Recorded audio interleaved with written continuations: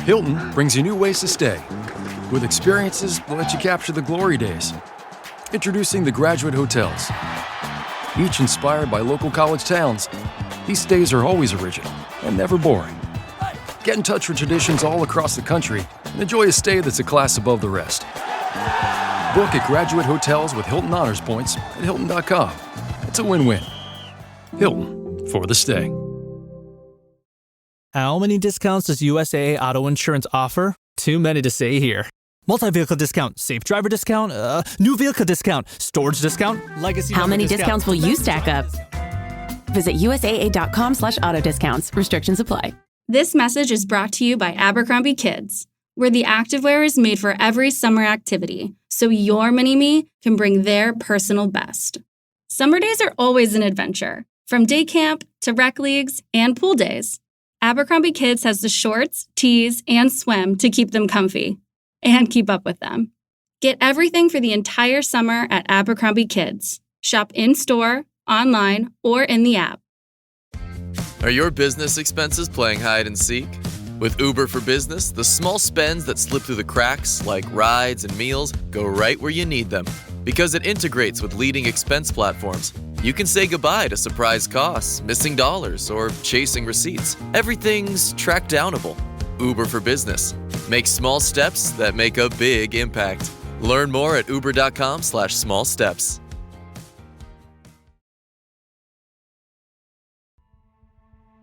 Thanks for listening to the Red Treehouse, where I tell scary stories to keep you up at night.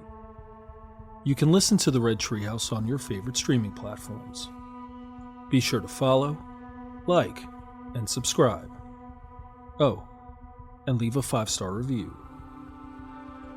And now, you can find the Red Treehouse on Patreon. Join the Red Treehouse community for as little as $3 per month and receive exclusive member benefits. Simply go to patreon.com/Red Treehouse. Important note: sources for this episode can be found in the show notes. The Red Treehouse is dedicated to my dad. I love you, Pop.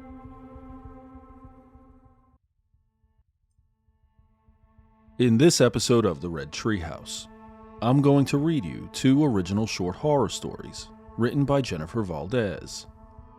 These stories are eerie, atmospheric, and guaranteed to keep you up at night. So sit back, turn down the lights, pull up the covers, and pay close attention as I read Obsession and 3 a.m. I'm your host, Will. Welcome to the Red Treehouse.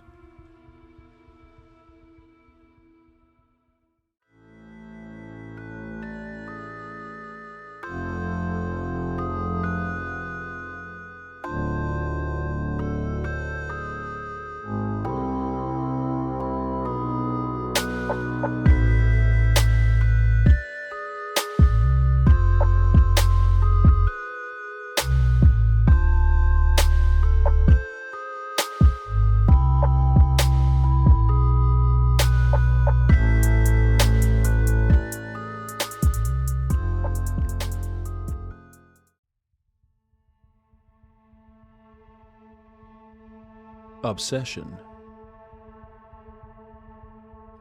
What are you doing? The cop asked the woman who was sitting in the middle of her cell floor. She didn't respond. She was sitting in the center of her jail cell, mumbling something. It sounded like she was praying. The cop asked her again, but this time, he banged his baton on the cell bars. "Hey, I asked you a question. What are you doing?" As she opened her eyes, the lights in the cell flickered.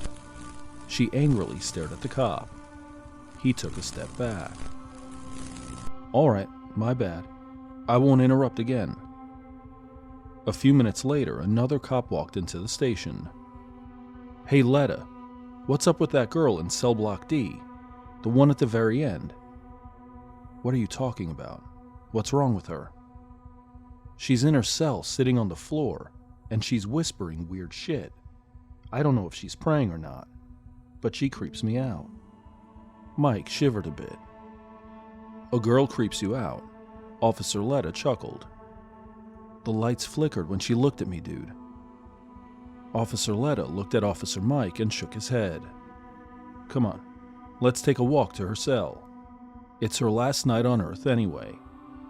Tomorrow, she gets injected, and bye-bye-bye to her.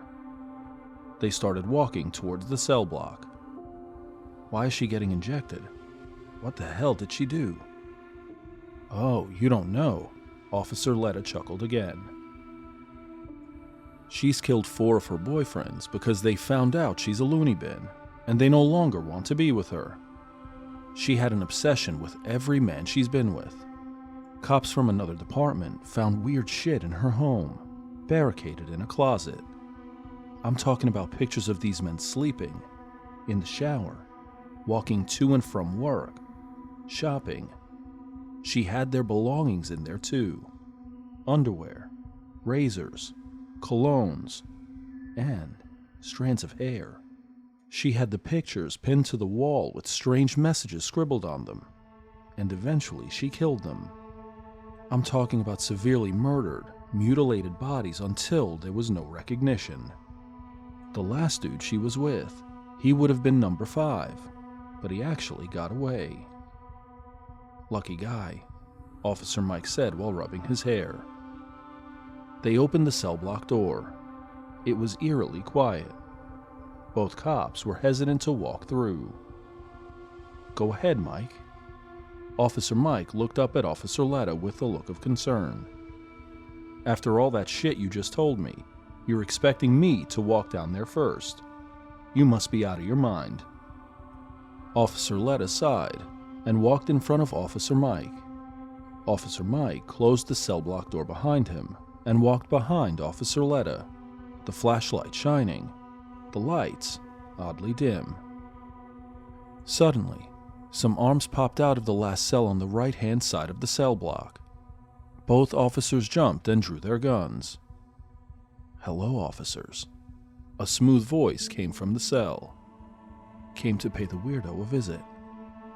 She stood at about 5'8", with dark caramel skin, short-length dark hair, pink plump lips, and a smile that could kill. She was stunning. Just making sure you're a good little lady. You gave my buddy here quite a scare earlier. Officer Letta chuckled and gave Mike an elbow shove. A scare? Whatever do you mean? She had a sly smile, and she knew exactly what she did. My friend here said you made the lights flicker and was whispering some mumbo-jumbo, so we came here to prove to him that you're just a regular girl waiting for your punishment. Officer Letta looked at the girl with a smirk across his lips. Oh, I made the lights flicker, and I scared you by doing that. She laughed, making fun of Officer Mike. She looked at them both, her stare now serious, menacing. She pulled her arms back from the cell bars and walked towards the center of the cell. The lights flickered again, and this time, they saw the girl's eyes turn completely black. You see, man, I told you something was up with her. Mike was the first of us running backwards towards the cell block door. Suddenly, a loud metal sound came from behind the officers. Officer Letta looked back as he was closing the cell block door. In the flicker of the lights, crawling on the ceiling, staring at the 2 officers, was the girl. She'd escaped from her cell. Go, Mike, go! Both officers ran and stumbled upon each other.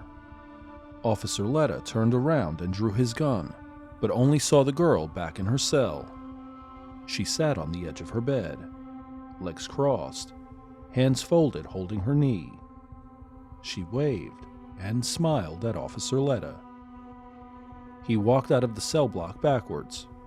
The gun was still drawn.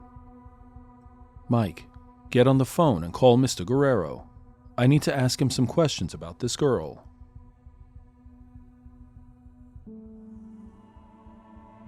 He walked into his home after coming in from work. He looked around and sighed with relief. He kicked off his shoes, grabbed a glass of water, and sat in the living room. He whispered to himself, "She's finally gone." He's very aware that she's up for the death penalty, but the waiting game has just begun. To wait and see when it will happen. He can't believe he was with her for so long. He saw the signs but kept being in denial. He knew she wasn't right, that something was off about her. He would hear her talk to herself late at night. He'd feel a cold breeze when it was clearly warm in the house. Once, he thought he heard someone else talking to her in the house, but saw no one. He would see shadows in their bedroom. Things would randomly disappear and reappear somewhere else. Ever since she's been gone, the house feels lighter, brighter even. He played some tunes on his phone and connected his Bluetooth speaker. He hopped in the shower. As he's lathering up, though, he felt a cool breeze coming from behind him and noticed that the shower curtains slightly moved.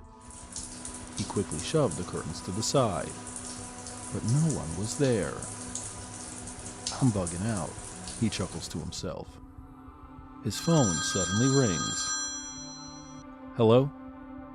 "Yeah, is this Mr. Guerrero?" "Yeah, who's this?" "This is Officer Mike from the 66th Precinct, the one who arrested your girlfriend." "Ex-girlfriend," he corrected.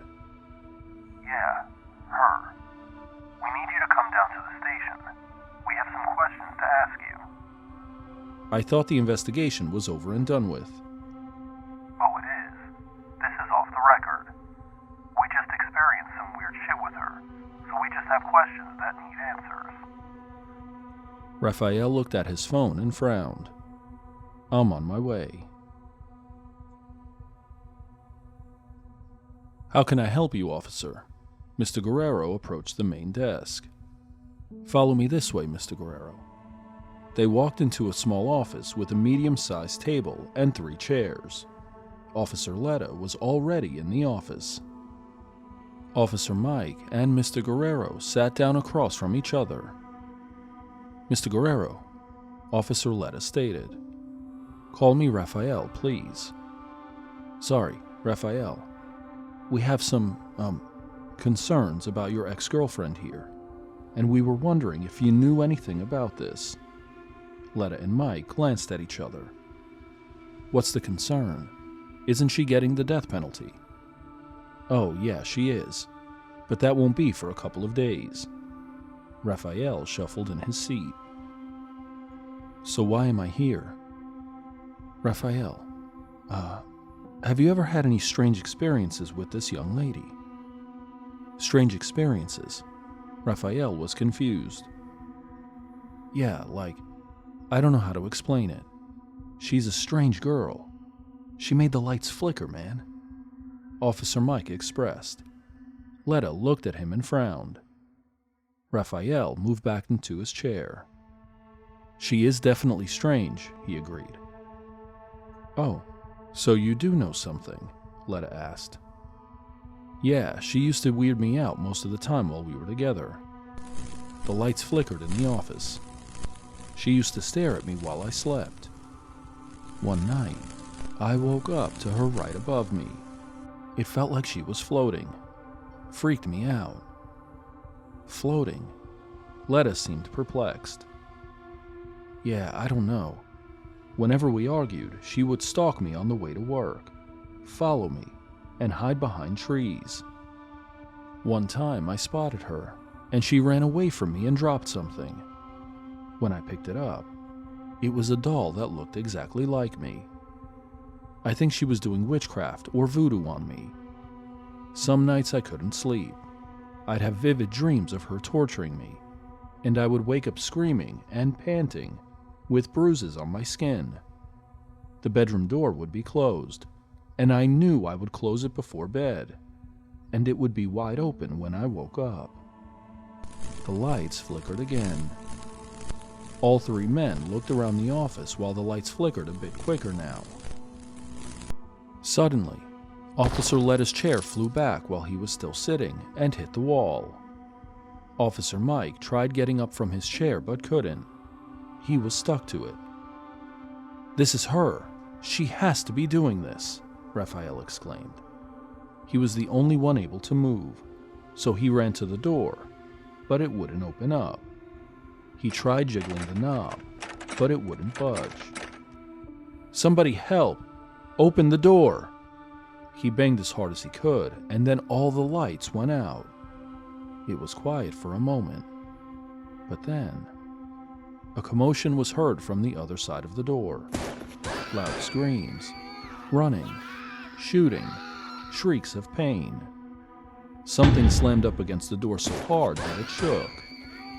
It seemed like an eternity for everything to stop, and then abruptly it did. The men in the office slowly turned their heads and looked at each other. "You think?" Officer Mike looked panicked. "You think she caused the chaos?" "She did," Raphael confirmed.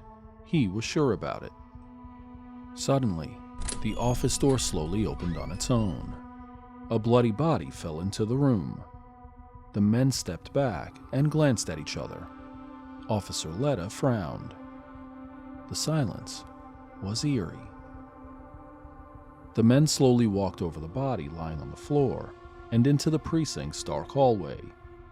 The red emergency lights were on, but that didn't make it less creepy for them to walk through. Officer Letta drew his gun and kept Raphael in between him and Officer Mike, who looked more pale than normal. They crouched down a bit, walking over broken glass, blood, and dead bodies. In the distance, they heard what seemed like a cell door slamming shut. The lights were flickering all through the station, so it was hard to see what they were walking into. Raphael grabbed Officer Mike's arm. He nodded with his head towards the hall. "Letta," Mike whispered. "I see it." Letta's gun was drawn, pointing at the figure down the hallway. As the lights flickered, the figure kept coming closer. It looked like it was running towards them. "Go, go, go!" They ran back towards the office they came out of. "What the hell was that?" Officer Letta asked while jogging down the hall. It was her. It had to be her. As they reached the office, the door quickly slammed. "Shit!" Raphael's shoulder rushed the door, but it wouldn't budge. Officer Letta turned around to see where the girl was. "Where's Mike?" he asked Raphael. They both began to yell out for him. "Mike! Where'd you go, man? Mike!" Mike's body was abruptly dropped from out of nowhere onto the floor. Blood splattered from his eyes, nose, ears, and mouth. "He's fucking dead," Raphael yelled, backing away from the body. He slipped on some blood and fell on his back. Officer Letta rushed over to Raphael and tried helping him up.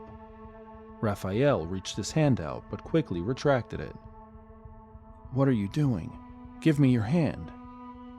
Officer Letta looked at Raphael, squinted a bit, and noticed that Raphael wasn't looking at him, but was looking behind him. His face was terrifying. Officer Letta slowly turned his body to face whatever was behind him. She was staring directly at him. Hanging upside down from the ceiling, she looked possessed. Her eyes were yellow, and drool mixed with blood dripped from her mouth. Officer Letta was frozen in place. She hissed and rapidly crawled to him and latched her teeth onto his face. He screamed in agony. Blood spewed from his cheek as she yanked a piece of meat from it. She jumped on him until he fell. He dropped his gun. He stretched out to reach for it, spun around to shoot her, but she was gone. Where'd she go? He was out of breath and in severe pain. They both looked on opposite sides of the hallway they were in. Raphael saw a dark shadow walk around the corner. "She's that way," he said as he pointed in that direction. Raphael grabbed Mike's gun and carefully stepped over his body. Raphael. He heard a whisper from behind him. He spun around, pointed his gun, and shot at nothing. Officer Letta looked at him. "Don't let her get into your head, man." On this moment of weakness, she took advantage and rushed Officer Letta off his feet and flung his body left and right against the walls. She laughed hysterically, maniacally. Raphael shot his gun and got her one good time right in the middle of her forehead. She dropped to the floor. Chunks of her brain were splattered everywhere. Officer Letta dropped as well. He was conscious, moaning. "Did you get her?" he grunted. "Yeah, I got her." That night, Raphael returned home. He stood in the shower and thought about everything that went on that evening. He was finally able to live again. She finally went away for good. He turned on the news and watched the reporters speak about the events that just happened a few hours ago. It felt surreal. He turned his TV off, double-checked his apartment door, and went to bed.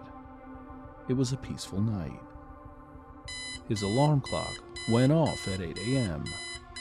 He rubbed his eyes and stretched his arm to turn it off, but felt something in the way. He shot his eyes open and screamed. I told you, you can't ever leave me.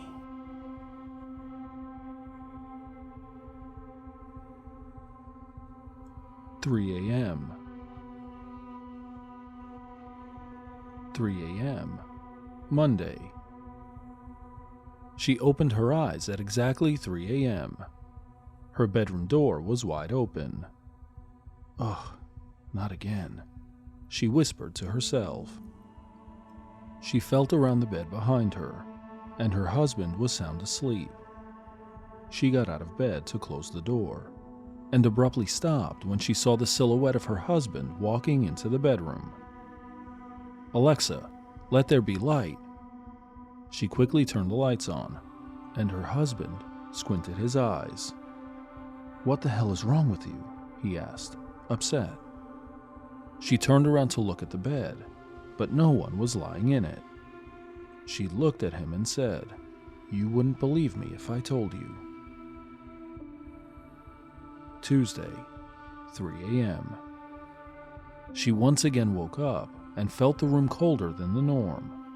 She was freezing. She curled up a bit more and moved closer to her husband.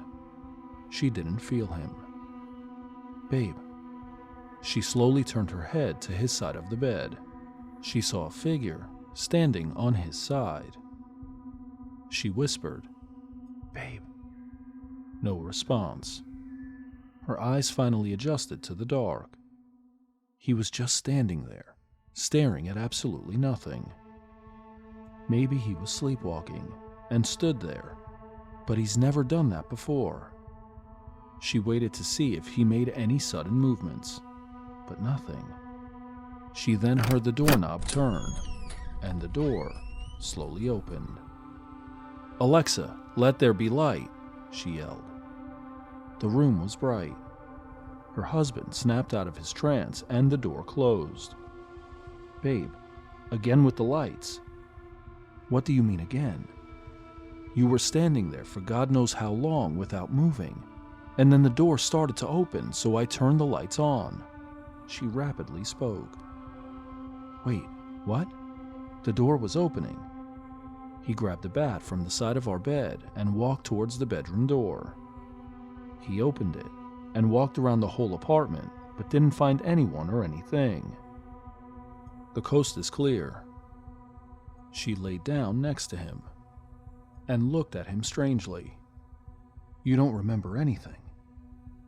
No," he said while settling into bed. "Alexa, good night." She was wide awake while he slept, staring into the darkness. Wednesday, 8 a.m. She was up making coffee before heading for work. "Good morning, babe." He walked into the kitchen and smacked her butt. "Damn, babe, You look like shit. She leaned up against the kitchen counter. You seriously don't remember anything that happened last night? She took a sip of her coffee. No, I don't. His expression grew more concerning now. What happened? She explained what she saw, but he didn't want to believe. But it happened, and the night before, someone that wasn't you was in bed with me. So you're cheating on me with a ghost, he chuckled. No, you idiot. This isn't funny. Look, it's probably just us being extra tired. Let's try to go to bed a little earlier tonight and see what happens, he said while hugging her tightly. You're probably right. Help me take the rest of these decorations to the car. I have to finish the 3rd floor today. She picked up a few shopping bags and walked out the door. Did I tell you I caught some kids playing it? A Ouija board in a staircase at work. She stopped in her tracks. What? Yeah, these kids are crazy. I had to stop it. I took the board, broke it in half, and threw it out. You did what? She grabbed him by the shoulders and tried to shake him. Did you at least say goodbye? Please tell me you said goodbye. No, he questioned. Oh my gosh, babe. I have to sage the apartment when we get back. You did a horrible thing. I'll explain in the car. Let's go. Wednesday evening, they went back home. She had already explained that not saying goodbye to the board leaves an open portal for anything to join our world. Something not so friendly followed him home and made its presence known. Hopefully the sage helps. 3 a.m. And she hasn't slept yet, waiting to see what happens. 3:10 a.m. Still awake. No movements or sounds. She started to slowly doze off when she suddenly felt the room temperature change. She took her quilt and covered herself a bit more. Her husband slightly shifted, but he was still sound asleep. She snuggled up behind him and started to doze off when she heard the doorknob shaking. She sat up, and the door was already open. Babe, get up. She shook him until he groaned. What? Look at the door. It just opened on its own. He sat up and rubbed his eyes. He got up to check the hallway when something tall and dark rushed by the open door. What the hell was that? He stumbled back towards the bed. Now you see what I'm talking about, she whispered to him. We need to get out of here, now. They turned on the light and rushed to get dressed. They grabbed a few things, phones and wallets, and walked towards the apartment door. What are we supposed to do now? He looked worried. She had an idea, but was afraid to tell him what it was. She felt it would work. It's the only thing that would work. Let's go. I have an idea, she said, while grabbing her keys. Thursday. They called out of work. They weren't in the state of mind to deal with humans, while also dealing with a dark shadow or something unseen. They went back into their apartment. Everything seemed normal and extremely quiet. He walked around to make sure things were safe. Babe, look at this. She walked into their bedroom and saw what upset him. There was a pentagram drawn on the wall above their bed, and her husband's name was written right under it. Holy shit. 2:50 a.m. I hope this works. This is insane, but I hope it works. He sat with her on the floor, both facing the Ouija board they'd bought. We have to close the portal, babe. If not, it's going to continue to haunt us. The Ouija board lay on top of a black cloth, 2 white candles on the corners of the boards, a glass of cold water, and some holy water just in case. They patiently waited until 3 a.m. so they could begin using the board. The lights went off. Alexa, let there be light. but the lights never came back on. "That's our cue. It must be 3 o'clock," he was saying. They both put their fingers on the planchette, and she began to speak. "Is anyone there?" They stared at the board, but saw no movement. "Is anyone there?" she asked again. "If anyone is here, please leave us alone. We're closing the portal you came from." They looked at each other. She was terrified. "Babe, it's okay. I'm here for you." The planchette flipped over on the board from right under their fingertips. She screamed. A low scratching came from the mirror behind her husband. She looked in the mirror, but saw nothing. Her eyes traveled down to her husband's face. "Babe." His head was low, his chin almost touching his chest. He slowly raised his head. His eyes were milky white. His grin was wider than his usual grin, abnormally wide. "Babe. Babe!" She slid back away from him, scared for her life. He got into a crawling position and made a loud screeching sound. She covered her ears, closed her eyes, and recited a prayer. She heard the fast movement of his feet and hands slapping the floor. She opened her eyes and he was gone, but her bedroom door was open. She slowly crept out of her bedroom. She peeked around, but didn't see him. She took a deep sigh, braced herself, and ran towards the apartment door. She was brutally stopped by some invisible force. "Ouch! What the hell was that?" She slowly backed away. A low growl came from behind her. She trembled and closed her eyes, tears streaming down her face. She knew this was her end. She slowly turned around, and then her husband, who no longer was her husband, was standing a few feet away from her. His eyes were dark, low. He looked maniacal and deranged. He slammed what looked like a clawed hand on the wall, and then the other one on the other wall.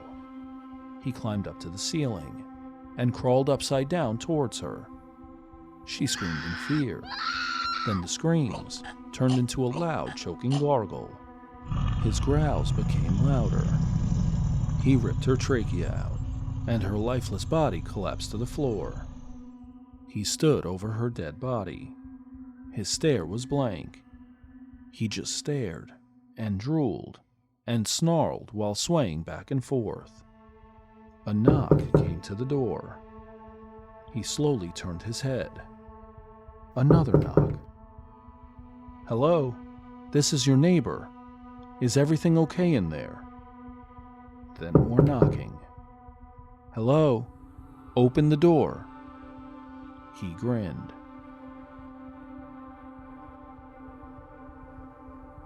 What did you think of these terrific short horror stories? Comment or email redtreehousepod@gmail.com. A huge shout out to Jennifer Valdez for submitting these stories. You can find her Instagram handle in the show notes. As we turn down the lights on this episode, join me next time as I read A Collection of Short Horror Stories, Volume 4.